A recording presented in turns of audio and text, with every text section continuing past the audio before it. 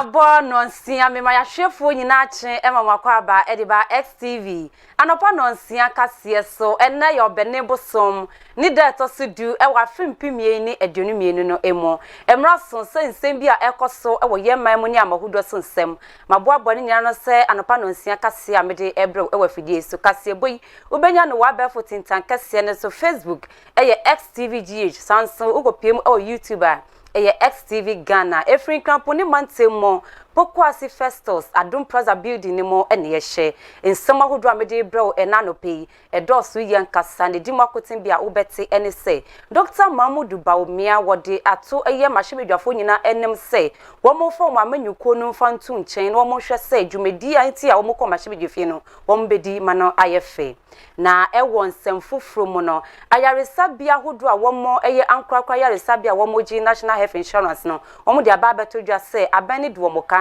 na sabana etu amfa ma omo dia NDS amafo ba hono ma wo mo ntimi emfa health insurance na enhwe wo mo ebium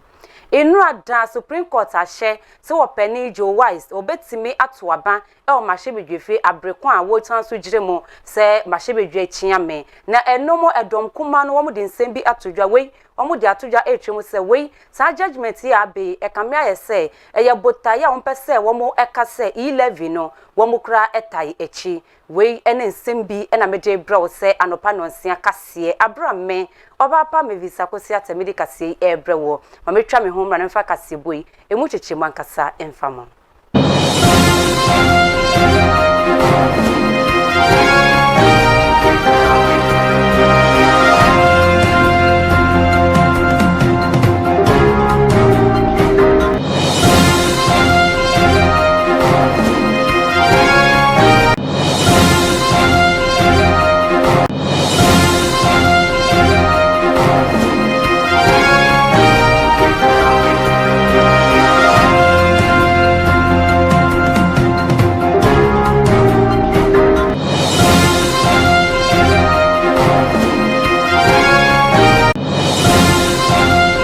Mema akwa ba ediba XTV anopa nonsia kase so mention sem na semfa ma odia o ma pani abedi ekire ahaji Dr. Mahmoud Baumia ede ato mahwebedwafo a womo e mahwebedwafie ese womo hwe se obi biara emfa na manyuko no emfa ntu nchen na womo hwe se botai ne nenti a womo ekọ mahwebedwafie no wombe ma na yefe netimi aboa woman no na woman no entimi enkonkan o ma pani abedi ekire Dr. Mahmoud Baumia ede todwa ese sa wo hwe eye abakosem a dia ebi nsida e wabakosem enetimi esie ewo Ghana ye Fourth Republic emo ni nyina ene sa fimpimie ni aduonu abra yekoto abano e kamia se edom kuma ne edom dodo ni nyina ekoye pe na chese ebia eye 137 independent candidate baako na wo twem se wei amma mahwebedwa honom no hit pa enetimi aba mahwebedwafi a enye asem kuma e wosi enam wesu nti se be obi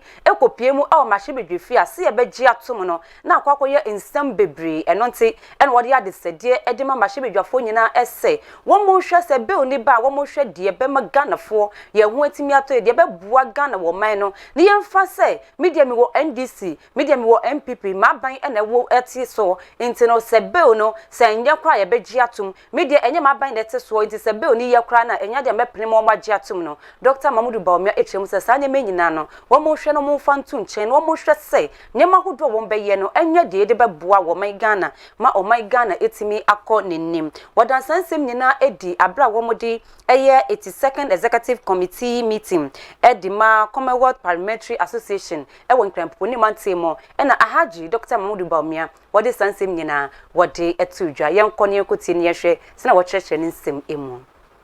government of the people, by the people, and for the people. Mr. Speaker, practices that affect women and children and the marginalized in society should no longer be considered as economic or social issues, but as issues that have direct correlations with democratic governance. It is a democratic imperative that we promote the representation of women and the marginalized in governance. The 2020 data tells us that women are 50.1% of the population of Africa. Mr. Speaker, it is heartwarming to note that the trend of underrepresentation of women in legislatures is changing across the globe and must be sustained. According to the Interparliamentary Union, the year 2020 was marked by continued gradual progress for women in Parliament,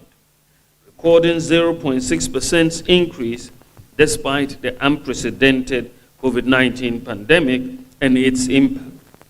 The global average for the proportion of women in Parliament reached an all-time high of 25.5%. Women won 22.6% of all seats up for renewal in 2020 in 701 chambers across 57 countries. Women took 22.9% of the unicameral or lower chamber seats up for renewal and 21.6% of the upper chamber seats. Mr. Speaker, despite these modest gains, we should not relent in our efforts to ensure increased representation and participation of not only women, but all vulnerable groups in order to make democratic governance and more effective of the social strata more reflective of the social strata of society. The countries that subscribe to the first past the post system, including Ghana, where women and other marginalized people are underrepresented, must interrogate their constitutions to find the rightful solutions to increase women representation in Parliament.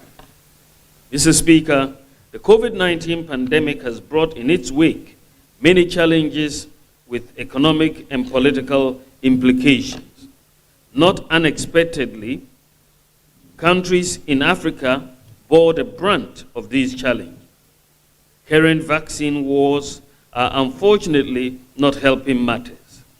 It is our aim to get our people vaccinated and have boosters administered to them while we fervently hope for permanent solutions in the immediate future. Now more than ever before, African countries need to have well-structured COVID-19 recovery programs with a clear focus on economic diversification and competitiveness, acceleration of human capital development in collaboration with local industries and tertiary institutions, structural reforms to reposition the private sector-led growth at the forefront, and increasing domestic revenue mobilization and improving the quality of public expenditure by introducing greater transparency and accountability. Mr. Speaker, the future of our continent is definitely not a gloomy one. There is evidence that a robust democratic culture is growing in many parts of the continent. Peaceful elections and transfer of power in Ghana, Liberia, and Gambia, for instance, are good examples. These have been replicated in most parts of the continent, despite the few unfortunate interventions in countries I made reference to earlier. The gains made in our own country, for example, with almost 30 years of democratic governance after 4 military interventions since independence, with an almost hung parliament and a speaker from a party other than the one in government, are signs that democracy on the continent is indeed mature. Intina oni pa hu ni sesia Ghana mampeni abediechi ahaji Dr. Mamudu Bawumia mento akase no se na memfa nkopie mo ewo nsem fufuru mo wona yaresabia hodo a womo ankrakwa yaresabia nanso womo agi National Health Insurance etumu no womo di nkrabi ababonten ese aban no edu mo kabubuja na se aban no entua dia se die ombedane ede akọ ese se wo ba na krisika na yahwe uniska na wakofia akwakowu saa ene wo mo beye no sese no na wo mo de tudwa etwem say fiti afem pimie ni adunu ba ko ne mo 2021 ena aban no edu wo moka wo mo hwe nim se ebepem na wo betua na so enya de a wetimi ediska no aba Vice President Edima Private Health Facilities Association of Ghana eye wo pene Samuel Buachi Donko wonom ena wo de nsem nyina wo de etudwa no wo twem say de akwakwa edie wanhwe yi a ebema wo mo so etimi ahya ase sese no sa wo ba no kreska na yetimi ahwew wo de tudwa etwem say eye biaye anaposa yaresa bia hodo a wo mo agi health insurance no eye July busum ne mo ewa afimpimie ni adunu ba ko ne mo emu oham chichemu eduasape ena wo mutimi enya wo musika efri aban ne ho dodo na aka ne nyina enya de wo mo etimi nya wo musika edi efri honom na wo kyerem se emranso ana eda ho ene se abere dom nyina 90 days bia wo se ye diska no ede emma wo mo nanso fiti afimpimie ni adunu ba ko July ebepem ne no eye busum bebre a che se eko afi ba komponi a ye ntua wo mu ka no emfa mo wo mo ye na wo kyerem se aban no wedi kan aba betua eye nkadada obi a wodie nanso fiti July 2021 ebepem ne de no enya de a wetimi etua enura hodo a ye de ma patient niam hodo a ye de ma wo mpa wo da so ne ne keka ho bebre enya de aban no etimi aba betua na wo pene Samuel Buachi Donko e de tudwa no wo kyerem se de etwa ne sum kra ene se wo bo homodin na wo kyerɛ kranta e de koma minister anapose chief director na won je wo so won ka hwemfa nkyerɛw se bo mensa kan wo letter no anapose ene ye ba betua anapose chen ba betua no wo se wo mu ka hwe kra emfa nkyerɛw eno ena akwakɔ ye ohaw kɛse pa e de ma wo ma wo kyerem se akwakɔ ye ohaw pa nti wo mu ka kyerɛ aban no ese wo mama no fiti ene ya de kopem se wo ba betua se wan betua na busumi ekɔwe dia wo mu behwɛ se so bibiara ekra national health insurance na wudi ko ayaresa bia ye hwe free na se wudi ba enya de wo mu ebehwe obi o instant say aban no edu wo mu ka ko se aban no betua e ka nyina e de ama wo mu mento akase no se na me fa won kopie mu ewo nsɛmfofromo ye nyina ye beka yi a afi etwe mu eye November na pose December ni mu asem bi esiye ewo mahyebedwefie ni nyina ene se mahyebedwafo abra ye di be obi ekọ ye se anka ye njintum no sa abre no na Speaker of Parliament na oni ho enti ni deputy na owo ho no gina mu se Speaker of Parliament afi die wo gina mu wie no wono so ema na be die kire kotene mu se wono so kwa akoto abane no mu ena dom kuma no se wo mu nti ase se wo ye speaker dia woni wo kwan se wo so timi to aba ewo mahyebedwefie na hu ebe ye nsem bebuja ntokwa isiye e mahyebedwefie na che se enye asem kuma ne senti no wo mo bom homodin etam nsem yi e de kopie mu e wo Supreme Court nye hwehwemu ma omo no nkyere wo mo ese se Speaker of Parliament sa wo gina mu se Speaker of Parliament wo betimi wo ho kwan se wo san so eto aba wa brekon ye de be obi e de aba mahyebedwefie ana enu ada Supreme Court e de anu ye nyina e de aba na de wo ke nyina ene se Deputy Speaker of Parliament Joe Wise no wo ho kwan emre bi ansi ni kwan se ontimi nto aba e wo mahyebedwefie nti bibi biara so wono no gina mu se Speaker of Parliament anapo se enye ono no gina mu no wo ho kwan biara bibi biara nsi ni kwan se wontimi ento aba e wo mahyebedwefie na enomo abra judgment ni ba wiye no ene dom kuma no endi samanyuko no mo friends entrefo hie mo Haruna Idrisu aka Adudum beja wo chem se we de e yara hosem aya ne ya papa sa judgment and Supreme Court di bai aha ne papa we eda ne dipefe ese judicial system no wo mo akasa etai eye 11 no echi a wo mo pese se ne etie bia no 11 no yenji infantum yenkone kotie se na Haruna Idrisu echeche ne nsem emo. Attention has just been drawn to a ruling of the Supreme Court on the matter as to whether a person presiding as Speaker, consistent with Article 102 of the 1992 Constitution, which provides for the quorum, and Article 104, can exercise a vote whilst presiding. Our attention has been drawn to a very disappointing ruling of the Supreme Court of Ghana, which more or less amounts to a judicial interference in time-tested parliamentary practice and established conventions everywhere in the world in civilized democracies, including the United Kingdom, the presiding officer's vote is discounted. So it's not for nothing that Article 102 provides that a person presiding shall have no original nor custom vote. The Supreme Court, to put it aptly, this ruling is judicial support for e-levy, nothing more. Judicial support for e-levy for a struggling economy in distress, and judicial support for the restoration of a matter that they have said is constitutional, is repugnant to the provisions of Article 102 and 104. But what can we do? They are clothed with the mandate and authority to interpret the law. This is a travesty. This is a travesty of parliamentary justice, and a step in the growth and development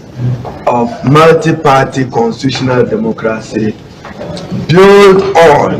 the spirit and principle of checks and balances. Is it not intriguing for us to hear, whilst we await the full reasoning of the Supreme Court, to hear them that, I'm quoting from one of the justices, that the quorum in Article 102 is not the same thing as the quorum in Article 104. That is the ruling. But we know that for quorum, Article 102 is authoritative on the composition of quorum for Parliament for purpose of conducting business. We cannot see any material difference in the provisions of Article 104. But for their purposes, they have said that interpret 102 differently and separately from Article 104. They ought to know that Article 102, even the side notes, marginal note, says quorum of Parliament. The judiciary of Ghana is also failing Ghana's parliamentary democracy in their inability to appreciate the true meaning of Article 110 of the Constitution, that Parliament shall by standing orders regulate its own proceedings. When we regulate our own proceedings, and today reference is only made to the 1992 Constitution and not to the standing orders of the Parliament of Ghana, and in particular Standing Order 13. Today as we speak, the Speaker is indisposed. There is a presiding person in the first Deputy Speaker. So, for your purposes, can you imagine what will happen in Parliament? While the first Deputy is presiding, there is no second Deputy Speaker available who will preside to supervise him voting for our purposes. Repugnant and unreasonable decision. He is presiding. So when he is presiding and the second Deputy Speaker for some purposes is not immediately available in the chamber, he will walk down, vote. At that time, there will be no person presiding over the Parliament of Ghana. This is a judicial support for President Nana Addo Dankwa's e-levy that he is laboring to pass. We remain opposed to it, stitch by stitch, clause by clause, article by article. When it is presented, we will fight back strongly without one. Yes. From today, maybe there will be a new definition of who a first or a second Deputy Speaker is. Maybe they don't deserve us according them the offices they occupy. Maybe that is what the Supreme Court is ruling. We will just recognize them as MP for Fomina and MP for Bekwai. Nothing more. I thank you. Yeah. Our attention has just been drawn to a ruling of the Supreme Court Entino ne pa hu ne se wakasa sesia Haruna Idris wono okopie mo mahye bedwefi a wono ne da edom kuma na no wo mahye bedwefi me nto ansem no so na me fa mo kopie mo wo nsem foforo mo na otwe ya na beto odwa se okopie mo wo Dakpema Palace no wo etefedu mante mu a basabasa ye bi esi nipa bonifo be maako edunum a wo mode max ahyehye omunim ekotu hye ya hemfie ho etututuo ekowie ekire ohempo a owo ho no ne ho eka bi sanso ena nipa bebre no wo ho eka ye na nomo ena overlord a wono ewo dagbon uno odin sembi aba betudwa yana abukari awotoso mienu wodin sembi aba betudwa de wo kenyina ene se ho behia se ahobambo ko no womo mie ahobambo adwumemu pa ewo etefedu mantem se na beya basabasa ya esi ye ewo honom no ebi entimi embesi biom na emprempren no eyade a wona omukodi sa anyamra ho nsem post for mo wo etefedu mantem womo ehwehwe omu dindindin atwese enye asem kuma enti se no secretary a wono na ewo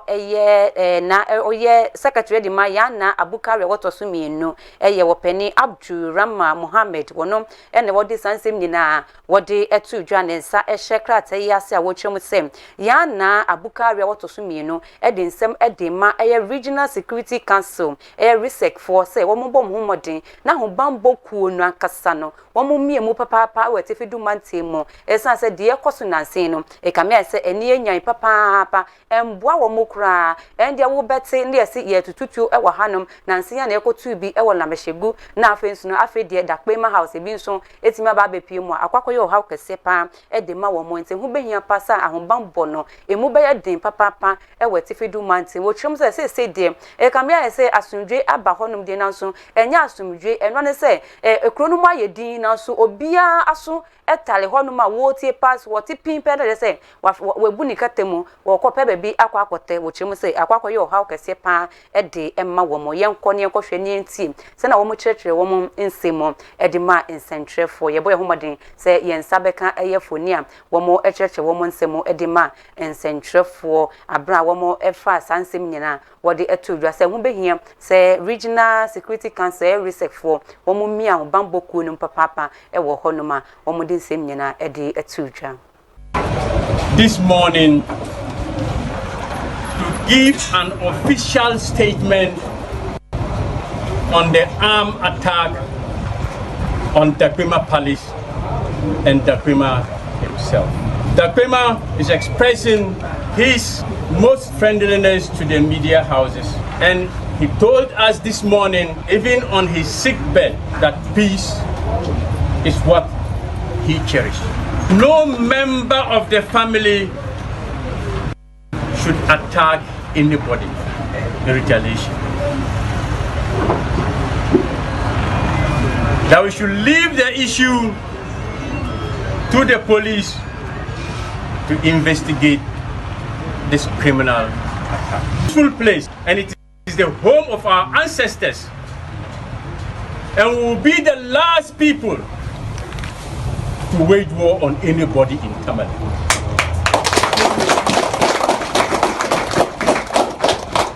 We will not resort to violence to drum home our demand. That will be the last. But we are appealing to politicians, traditional authorities to delink chieftaincy out of this armed attack. It is an armed attack and it should be treated as such. We have no problem with any chieftaincy divide in the northern region. We have no problem with anybody. So people should delink this particular armed attack on Dakpema and the palace. This morning, no ni pa hu se wakasa sesia wono na ye kyerkyerofo edima yana Abukari wotoso mienu ono ene overlord ewo dagbon na mento ansem no so na menfo nkopiem ewo nsem fofrom shama eye constituency honom basabasa ye bi esi ewo honom na enya asem kuma emebru eni nyina ene se eye MPP abato ya ekoso eye ebusuan anabose efi abato a ekoso a emu nsem aba be ye bubuja a ye brudu ya na ebi kura epenti wo mu office no no eye NDC for colors ehu sem bebre ewo oman Ghana mo na Shama constituency ho no mo so ebi esiye mebru no eto omo ho edison monte so ade omo kanyina enese impenifo wo ho no no pese omo si wo mo kwan se wo mo exercise wo makasa wo mo right se wo mo wo ho kwan so mo timi kofa forms na wo mo yento omo so aba no mo so mbe ye impenifo ewo police station ho no impenifo esi wo mo kwan na so constituency communication member the Manual Patriotic Party Isaac Bedu wodin se bia to John wo twem se enye no credit be biara da sansem a mebru ne ka no enye no krenya de omo si obi biara ho kwan wo mo akasa na wo mo biem se obi biara wo ho kwan se wotime be pick forms bra be pick forms no na yenhwe yenye hwehwemu na yenso ne so ne ho se ampa usafata se wotime nya debre ewo police station ho no mana nti sansem a mebru ne ka no enye no credit be biara na nso mebru no eye nsentwefo hwiemu ebom ho modin ene nsentwefo ekasa ye kan niam ahodo a impenifo ye edisi wo mokwan ye hwe ne yenkona yenkohwe wakade nya member for forms ye be forms ye fill ye be submit during election wo me en table there with 2 days no the election Shama wo me what 3 electoral areas no wo benti wo me en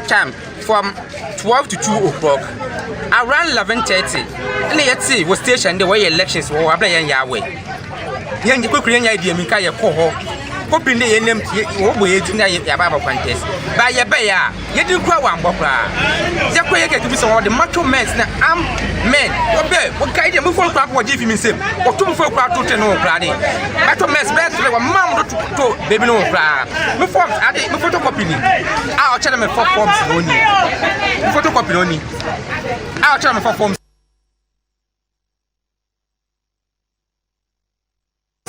It's this year, you have a pa. You have no party. It's actually a card here. Since 2014, name me a party card.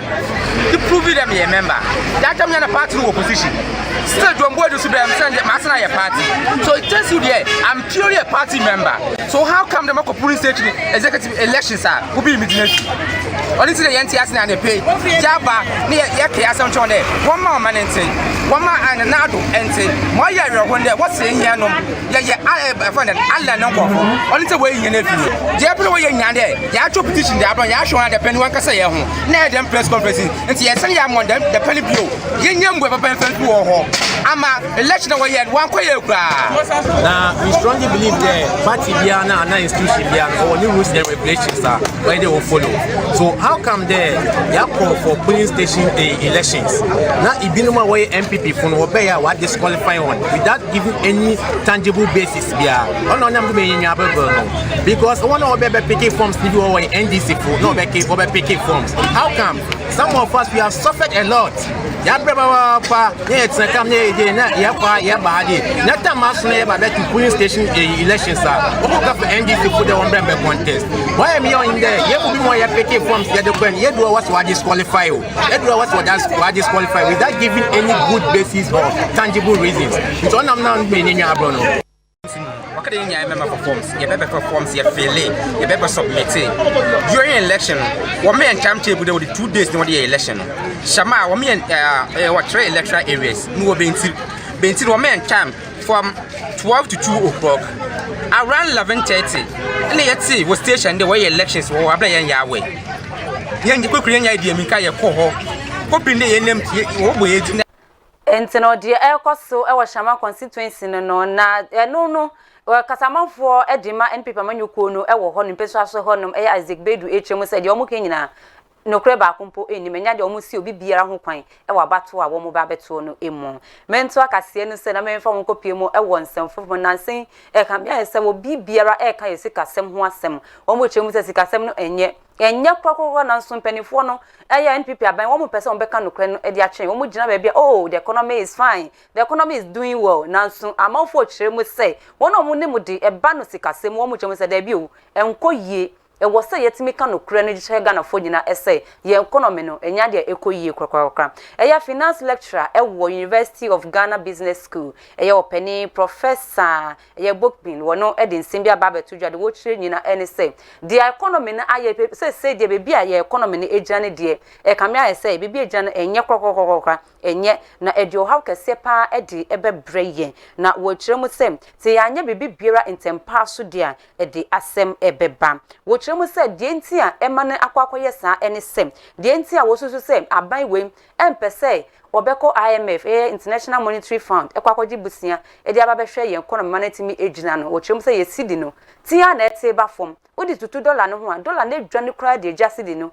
abra sidi no eda fom woda fom kra che se wontimi kika ne ho mpo enti wo chire mu say sa wo hwe eye Dr. Kwame Nkrumah abra woye mampeni ewo my Ghana mu krata ni temperature wode kopie mu ewo IMF ewo 1965 na and afen conditions ahodo wo mo trotro edigu mu na say ye sidi no entimi engina bibi biere ni ho ye betimi aye say ye entimi enko eye IMF ochemu say sidi no ewo say sidi ntimi gina na nyama entimi nkoye enomo ni nyama bia eye IMF fo behwe ansa na mpo so mo diske bi maybe on betimi ede amaye na so sidi no entimi gina sidi no ntimi nya ne ho hwe eno ane say woda ho sa eno nti na wosusu say enti na aban we won pese wo beko IMF na ochemu say yenim na say sidi afedi agi sem kura na ye ko IMF dia ambulance pa ena ye di ebeko IMF a chese wochemu say de se kasem no enyenyenyenyenyenye agin sem enti ne ho behia say aban no behwe na wo ye bibi edi afa wontempara eso esan say se na sidi no etete ba form no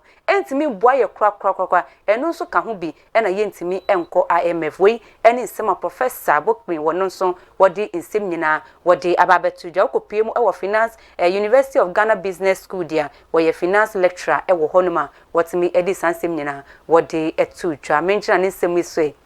na nano peka sem de brewo se anopa no nsia kase no mefa wo mfensi aseda kase nkonfam o sabrindom nyina o nya daje ne bre na o hwe XTV anopa no nsia kase sanso na wo humi live e wo Facebook XTVGH ukopie mo YouTube XTV Ghana bebi owo bia me da se papa sa o hwe ye aseda kase nkonfam me cameraman DJYS wabone homodin papa sanso faith e bone chidom law eni twa me editu mu ntia kase pa nkonfam abra Bismarck nso etane chi penifo hodo ene wo mo hwe se kase ebetimi edu won chen be biara wo boss lady boss so heti ni fafale wo mu nyina etame chi mi amikinkande ma wo nso eyo ba pa me visa kosi atame twa me ho sisi aba na ye de yendi Ghana ho komo atoaso edi amo medase e ma mo ni hwe